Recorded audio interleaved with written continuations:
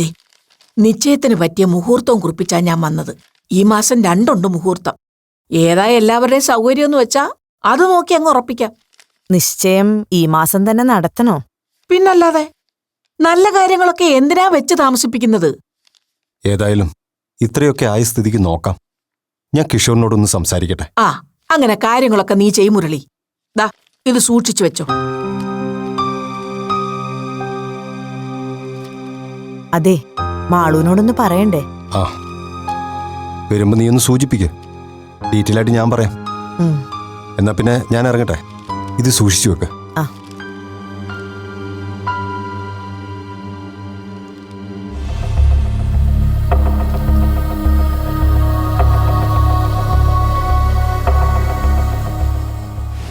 ഞാൻ പറഞ്ഞില്ലേ അപ്പോ, ഒക്കെ നിന്റെ തോന്നലാണെന്ന്. അത് ശരിവെക്കും പോലെയല്ലേ ഇപ്പൊ ഡോക്ടറും പറഞ്ഞത്. നിന്റെ പറച്ചില് കേട്ട് ഞാൻ ശരിക്കും പേടിച്ചു പോയിരുന്നു. ഇപ്പോഴാ എനിക്ക് സമാധാനായത്. എന്താ അപ്പോ നിനക്ക് ഇപ്പോഴൊരു കൺഫ്യൂഷൻ പോലെ? പിന്നെന്താ നിനക്കൊരു സന്തോഷമില്ലാത്തത്? കൊറേ നാളായി നീ മനസ്സിൽ കൊണ്ടു നടന്ന ടെൻഷനൊക്കെ നമ്മൾ വേരോടെ പിഴുതറിഞ്ഞ ദിവസമല്ലേ ഇന്ന്. എന്നിട്ടെന്നാ നീ ഇങ്ങനെ ഗ്ലൂമി ആയിട്ടിരിക്കുന്നേ? ഒന്ന് ചിരിക്കുന്നേ. ചിരി വരുന്നുണ്ട്. അത് ഡോക്ടർ പറഞ്ഞത് കേട്ടുള്ള സന്തോഷം കൊണ്ടൊന്നും അല്ല. പിന്നെ ഒന്നും അറിയാതെ എല്ലാ പ്രശ്നങ്ങൾക്കും ഒരു അവസാനമായെന്നുള്ള മട്ടിൽ സന്തോഷിക്കുന്ന നിന്നെ കാണുമ്പോ എങ്ങനെ ചിരിക്കാതിരിക്കും? അതെന്താ നീ അങ്ങനെ പറയുന്നേ? ഡോക്ടർ പറഞ്ഞിട്ടും നിനക്ക് വിശ്വാസമായില്ലേ? മാളു, ഞാൻ പറഞ്ഞത് സത്യമാണെന്ന് ഡോക്ടർക്കറിയാം. എന്നിട്ടും എനിക്ക് ഒരു കുഴപ്പമില്ലെന്ന് ഡോക്ടർ പറഞ്ഞു. എന്നെ മാക്സിമം കൺവിൻസ് ചെയ്യാൻ ശ്രമിച്ചു. നിന്നെയും സമാധാനിപ്പിച്ചു. ഗുഡ്. അങ്ങനെ എല്ലാ അർത്ഥത്തിലും ഒരു നല്ല ഡോക്ടറുടെ കടമ അദ്ദേഹം നിർവഹിച്ചു. മിടുക്കനാണ് ഡോക്ടർ ആന്റണി. മാളു, നിനക്കൊരു കാര്യം അറിയോ?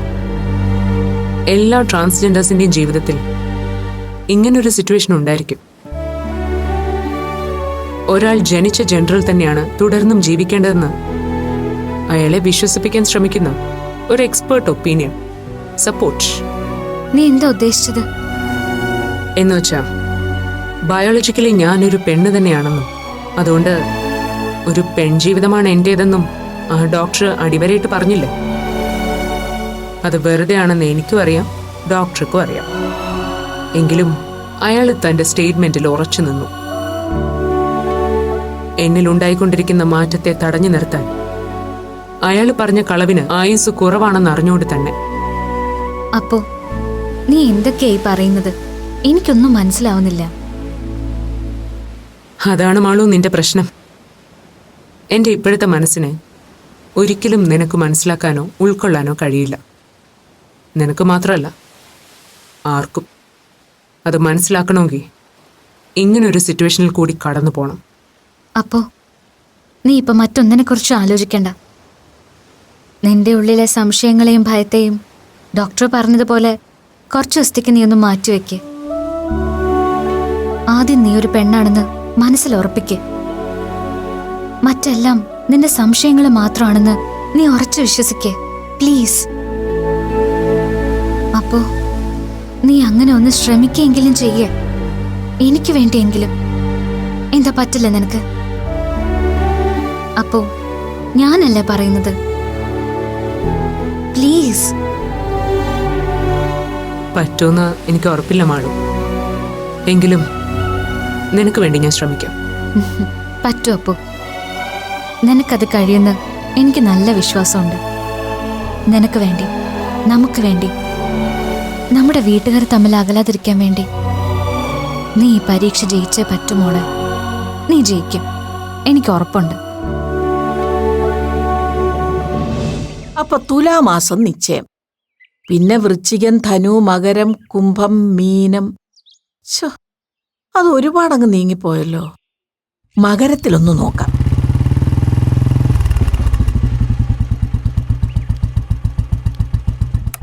അപ്പോ നീ വെയിറ്റ് ചെയ്യേ, ഞാനിപ്പോ വരാം. ഈ സദാസമയം ഈ കുന്തത്തിൽ കയറി കറങ്ങാതെ ഇവിടെ ഞാൻ ഇരുന്നൂടെ കൊച്ചേ? ഞങ്ങൾക്ക് ഒരാളെ കാണാനുണ്ടായിരുന്നു മുത്തശ്ശി. രണ്ടുപേരും കൂടി എവിടെ പോയതാ? ചുമ്മാ ഒന്ന് കറങ്ങാൻ. കറങ്ങി നടന്നാ മതിയല്ല. മുത്തശ്ശി എന്തേലും പറഞ്ഞോ? അല്ല, ചുമ്മാ കറങ്ങി നടന്ന് സമയം പാഴാക്കണോന്ന് പറഞ്ഞതാ. കോളേജിൽ പോകാത്തതുകൊണ്ട് അപ്പൂനത് പ്രശ്നമല്ലായിരിക്കും. പക്ഷെ മാളൂന് ഒരുപാട് പഠിക്കാനുള്ളതല്ലേ.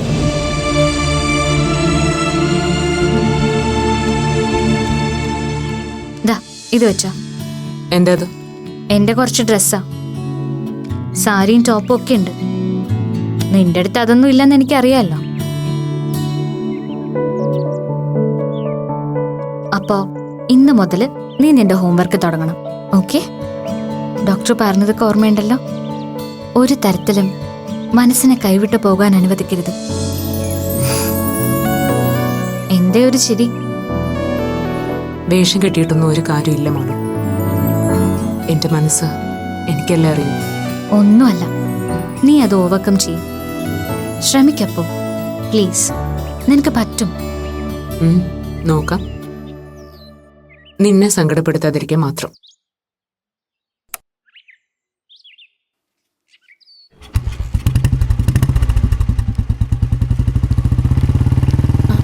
എന്താ മോളെ നീ അവക്ക് കൊടുത്തത്? കുറച്ച് നോട്ട്സാ. നോട്ട്സ് പഠിച്ച് കളക്ടറാവാൻ ഇവളാര്? താമരക്കുരിയിലെ പ്രിയമത IAS. അങ്ങ് പാച്ചാഞ്ഞിട്ട. മകരത്തില്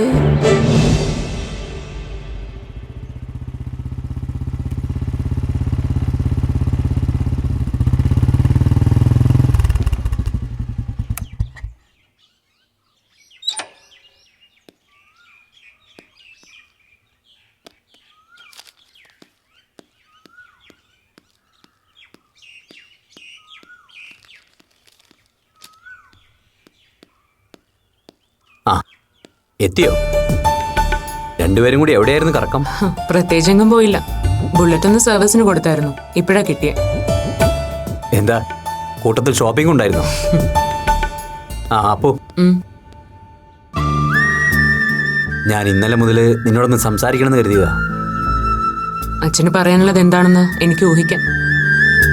അമ്മ പറഞ്ഞതുപോലെ ഒരിക്കലും ന്യായീകരിക്കാൻ പറ്റാത്തൊരു തെറ്റ് തന്നെയാ ഞാൻ ചെയ്തത്. എനിക്കറിയാം. എന്തുകൊണ്ടാ ഞാനന്ന് അങ്ങനെയൊക്കെ ചെയ്തതെന്ന് ചോദിച്ചാ, നോ, നിനക്ക് തെറ്റി.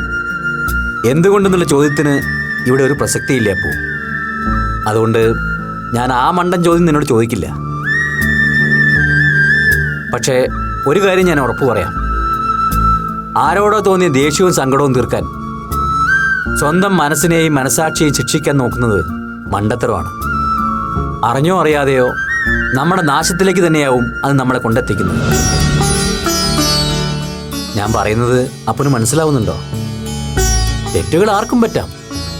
പക്ഷെ പറ്റിപ്പോയത് തെറ്റാണെന്നും ഇനി അത് ആവർത്തിക്കില്ലാന്ന് തിരിച്ചറിയുന്നിടത്തുമാണ് നമ്മുടെ വിജയം. നിന്നെപ്പോലെ മിടുക്കിയായ ഒരു കുട്ടിക്ക് അതിന് കഴിയണം. പക്ഷെ മോളെ, നിന്റെ ആ പ്രവൃത്തി ഞങ്ങൾ രണ്ടുപേരെയും ഒരുപാട് വിഷമിപ്പിച്ചു. പക്ഷേ ആ സങ്കടത്തേക്കാൾ ഞങ്ങളെ അലട്ടിയത് ഇനിയും നിന്നിൽ നിന്ന് ആ തെറ്റ് ആവർത്തിക്കുമെന്നുള്ള ഭയമാണ്. ആ പേടി കൊണ്ടാ അമ്മ കഴിഞ്ഞ ദിവസം നിന്നോട് ദേഷ്യപ്പെട്ടത്.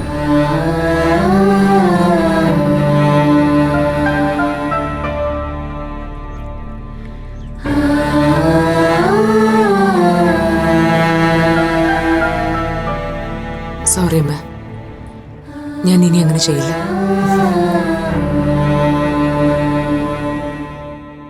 അപ്പൂ,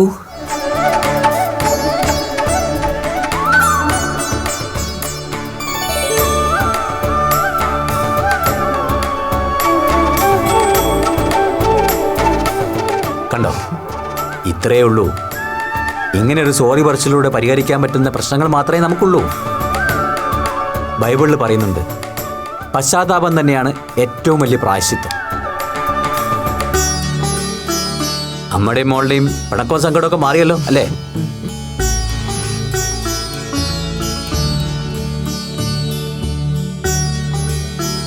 കണ്ടോ, ഇതൊക്കെ ഇങ്ങനെ പറഞ്ഞു തീർക്കാവുന്ന പ്രശ്നങ്ങളേ ഉള്ളൂ.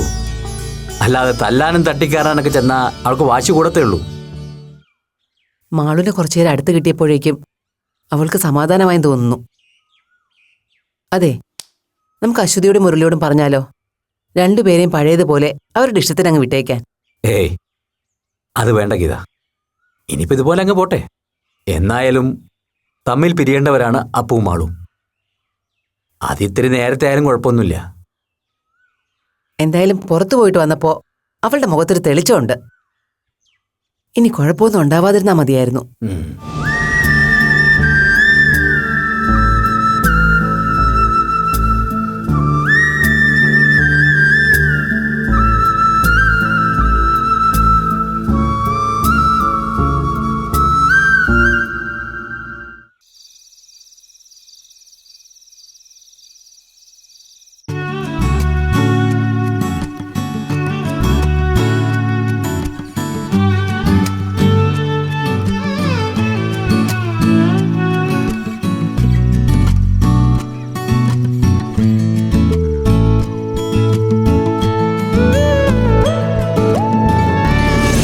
കൊള്ളാം, അസലായിട്ടുണ്ട് ഈ വേഷം കെട്ട്. ആരെ ബോധിപ്പിക്കാനാ അപ്പു നിന്റെ ഈ പുറപ്പാട്?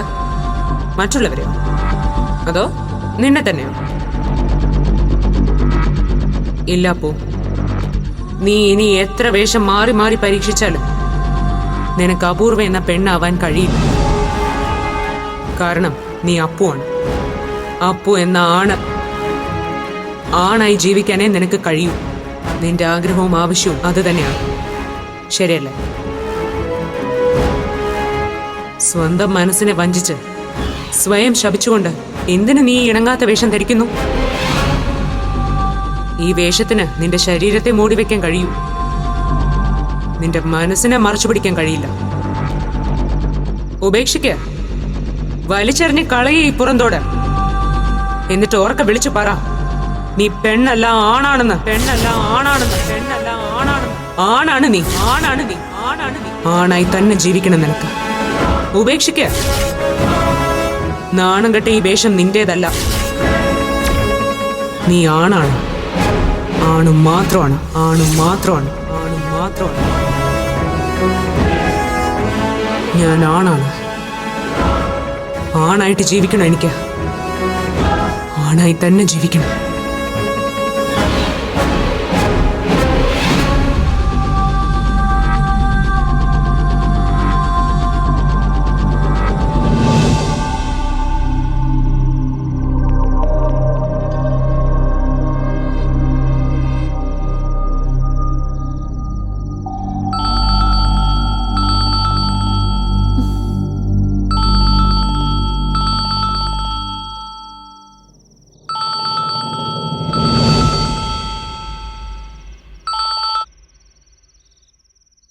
ഹലോ അപ്പു. നിന്നോട് ഞാൻ അപ്പോഴേ പറഞ്ഞതല്ലേ പരീക്ഷണങ്ങൾക്കൊന്നും ഞാനില്ലെന്ന്. ഇപ്പൊ സമാധാനായില്ലേ നിനക്ക്? ഇപ്പൊ എന്താ അവിടെ സംഭവിച്ചേ? എന്ത് സംഭവിക്കാൻ? എനിക്ക് പറ്റില്ല മാളു. ഞാൻ ഈ കോമാളി കളിക്കില്ല. എനിക്ക് ഞാനായിട്ട് തന്നെ ജീവിക്കണം. അപ്പോ ആണാണ്. ആണായി തന്നെ ജീവിക്കും. മനസ്സിലായില്ലേ? അപ്പോ റിലാക്സ്. നീ ഇങ്ങനെ പാനിക് ആവല്ലേ. ഇപ്പൊ നീ സമാധാനത്തോടെ കിടക്ക്. നമുക്ക് രാവിലെ നേരിൽ കാണാം. ഓക്കെ? ഓക്കെ. പക്ഷെ മെയിലിൽ നീ എന്നെ നിർബന്ധിക്കരുത്, കേട്ടല്ലോ? Okay okay, B cool. അപ്പോ നീ ഉറങ്ങ്. നമുക്ക് നേരിൽ കാണാന്ന് പറഞ്ഞില്ലേ? Good night.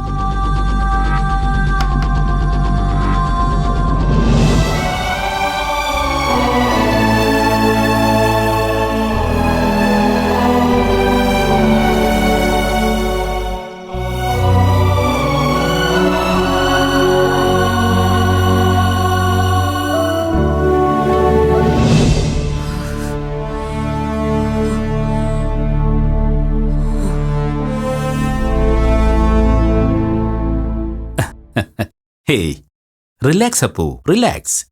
You tried. But, അതൊരു ഫെയിലൂർ ആയിരുന്നു എന്ന് ഞാൻ പറയില്ല. മറിച്ച് അതൊരു വിജയം തന്നെയായിരുന്നു. അപ്പുവിന്റെ സ്വത്വത്തെ തിരിച്ചറിഞ്ഞിരിക്കുന്നു. മനസ്സും ശരീരവും തമ്മിലുള്ള യുദ്ധത്തിൽ മനസ്സ് തന്നെയാണ് സ്കോർ ചെയ്തിരിക്കുന്നത്. ഇനി ധൈര്യമായിട്ട് അപ്പുവിന് തന്റെ ചോയ്സ് തിരഞ്ഞെടുക്കാം. Appu, if you don't mind, എനിക്ക് മാളുവിനോട് അല്പം സംസാരിക്കാനുണ്ട്.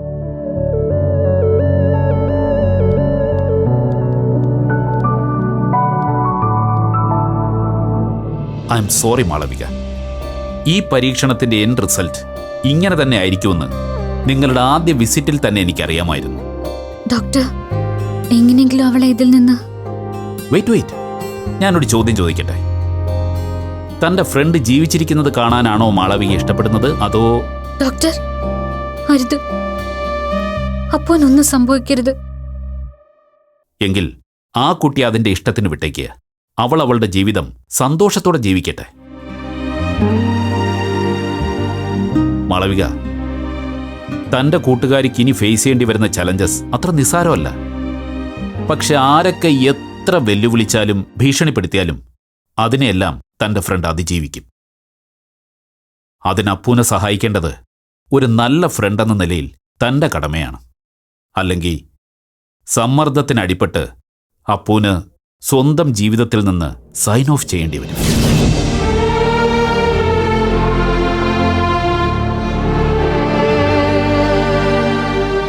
ആദ്യം മാറേണ്ടത് നമ്മുടെ തെറ്റിദ്ധാരണകളാണ്. ആണിനും പെണ്ണിനും മാത്രം അവകാശപ്പെട്ടതല്ല ഈ ഭൂമി. ഇഷ്ടമുള്ള ഇണയെ തിരഞ്ഞെടുക്കാനുള്ള സ്വാതന്ത്ര്യം പോലെ, ഭക്ഷണവും വസ്ത്രവും വീടും തിരഞ്ഞെടുക്കാനുള്ള സ്വാതന്ത്ര്യം പോലെ, ഓരോ മനുഷ്യനും അവനിഷ്ടപ്പെടുന്ന താല്പര്യമുള്ള ജെൻഡർ തിരഞ്ഞെടുക്കാനുള്ള സ്വാതന്ത്ര്യവും അവകാശവുമുള്ള ഒരു രാജ്യത്താണ് നമ്മൾ ജീവിക്കുന്നത്. ആ സത്യം മനസ്സിലാക്കിയാൽ അപ്പൂനെ ചേർത്ത് പിടിക്കാൻ നമുക്ക് കഴിയും.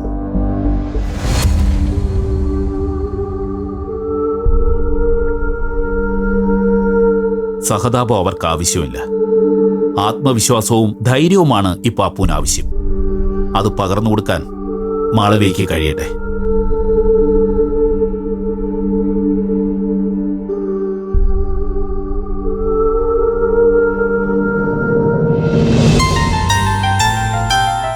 ഒരു മുന്നറിയിപ്പും ഇല്ലാതെ വന്നതുകൊണ്ട് ഞങ്ങളുടെ ഈ വരവ് ഒരു ബുദ്ധിമുട്ടായോ? Hey, never. വന്നപ്പോ അശ്വതി മാളു ഇവിടെ ഇല്ലാതെ പോയതിന്റെ ഒരു വിഷമം, അത്രേ ഉള്ളൂ. അശ്വതി ചേച്ചിക്ക് എന്താ ഹെൽത്ത് ഇഷ്യൂസ്? സ്പോണ്ടിലൈറ്റിസിന്റെ പ്രോബ്ലമാണ്. കുറച്ചുനാളായി തുടങ്ങിയിട്ട്. കുറച്ചു നാളത്തേക്ക് കമ്പൽസറി റെസ്റ്റ് പറഞ്ഞിരിക്കുക ഡോക്ടർ. പക്ഷെ ബാങ്കിലെ ജോലിയാകുമ്പോൾ എല്ലാത്തിനും ഒരു പരിധിയുണ്ടല്ലോ. ലീവ് എക്സ്റ്റെൻഡ് ചെയ്ത് കിട്ടുമെന്ന് അറിയണം. അതിന് പോയിരിക്കുക ആള്. അയ്യോ, ഇതൊന്നും വേണ്ടായിരുന്നല്ലോ അമ്മേ. ഇവിടം വരെ വന്നിട്ട് ഒരു കപ്പ് ചായ പോലും കുടിക്കാതെ പോയാ അതിന്റെ സങ്കടം ഞങ്ങൾക്കാ. ആ, രണ്ടുപേർക്കും മധുരമാകാലോ അല്ലേ? ഇതുവരെ കുഴപ്പമൊന്നുമില്ല. ആ, കേട്ടോ മുരളിയേട്ടാ, അമ്മ ഞങ്ങൾ ശരിക്കും ഞെട്ടിച്ചു. നമ്മുടെ കൂട്ടൊരു തണുപ്പും മട്ടൊന്നുമല്ല അമ്മയ്ക്കെന്ന് ഇപ്പോഴല്ലേ മനസ്സിലായത്. അങ്ങോട്ട് വരുന്ന കാര്യം ഞങ്ങളോട് പോലും ഒന്നും പറഞ്ഞില്ലായിരുന്നു. എല്ലാം കഴിഞ്ഞ് ജോത്സ്യനെയും കണ്ട് നിശ്ചയത്തിനുള്ള മുഹൂർത്തം ഉറപ്പിച്ചു വന്നിട്ടാ ഞങ്ങളോട് പറയുന്നേ. എന്റെ കാര്യങ്ങളൊക്കെ അങ്ങനെ മക്കളെ. നല്ല കാര്യങ്ങളൊന്നും നമ്മളായിട്ട് വെച്ച് താമസിപ്പിക്കുന്നത് ശരിയല്ലല്ലോ. ഏതായാലും രണ്ടുപേരുടെയും ജാതകങ്ങൾ തമ്മിൽ പൊരുത്തമുണ്ടെന്ന് അറിഞ്ഞപ്പോ സമാധാനമായി. അങ്ങനെ വെറും പൊരുത്തമൊന്നും അല്ല മോളെ. രണ്ടും തമ്മിൽ ചേരേണ്ട ജാതകങ്ങളാണെന്നാ ജ്യോത്സ്യം പറഞ്ഞത്. 10ൽ 9 പൊരുത്തമുണ്ടത്രേ. അമ്മയായിട്ട് നോക്കിച്ചത് കാര്യമാക്കണ്ട. നിങ്ങൾക്ക് വിശ്വാസമുള്ള ഒരാളെ കൊണ്ട് വേണമെങ്കിൽ നോക്കിക്കാം. എന്തിനും ഒരു സെക്കൻഡ് ഒപ്പീനിയൻ നല്ലതല്ലേ? ഹേയ്, അതിന്റെ ഒന്നും ആവശ്യമില്ല. ഇവിടെ നോക്കിച്ചല്ലോ, അത് തന്നെ ധാരാളം. അപ്പോ ഇനി നമുക്ക് കാര്യത്തിലേക്ക് കിടക്കാം. എന്താണ് നിങ്ങൾ ഉദ്ദേശിക്കുന്നത്? ഇവർക്ക് ആണായും പെണ്ണായും മാളും ഒരാളെ ഉള്ളെന്നറിയാലോ. അതുകൊണ്ട് ഇവരുടെ സമ്പാദ്യമെല്ലാം അവർക്കുള്ളത്. ഞങ്ങൾ ആ കാര്യമല്ല ഉദ്ദേശിച്ചത്. ഞങ്ങൾക്ക് അതൊന്നും അറിയാൻ വേണ്ട. ദേ, പൊങ്ങച്ചം പറയാണെന്ന് വിചാരിക്കരുത്. ഈ ഡൗറി സിസ്റ്റത്തിനോട് ഒട്ടും താല്പര്യമില്ലാത്ത ഒരാളാ ഞാൻ. ഇവളും അതുപോലെ തന്നെ. കിഷോറേട്ടൻ ഉദ്ദേശിച്ചത് നിശ്ചയത്തിന്റെ തീയതി ഏത് ഫിക്സ് ചെയ്യണോന്നാ. അതൊക്കെ നിങ്ങളുടെ സൗകര്യം പോലെ. അതെ അതെ, രണ്ടിലേതായാലും ഞങ്ങൾക്ക് ഒരു ബുദ്ധിമുട്ടുമില്ല. എങ്കിൽ പിന്നെ മറ്റു അസൗകര്യങ്ങളൊന്നും ഇല്ലെങ്കിൽ ആദ്യത്തെ ഡേറ്റ് തന്നെ അങ്ങ് ഫിക്സ് ചെയ്താലോ? പറഞ്ഞല്ലോ, എല്ലാവർക്കും സൗകര്യമാണെങ്കിൽ മാത്രം.